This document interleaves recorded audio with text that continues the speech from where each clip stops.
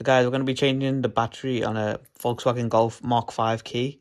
So first, you can see a little gap there. So for this bit, you might possibly need your flathead screwdriver, or you could actually pull it apart.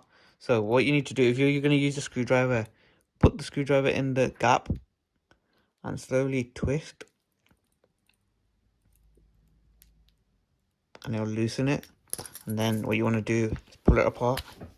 There you go, like so. So obviously now you've got your two pieces. You got this bit, and now this part you want it to come off, which is where the battery is inside.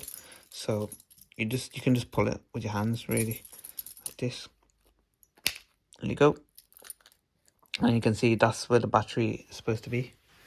So if we get our new battery, you take the CR2032 battery.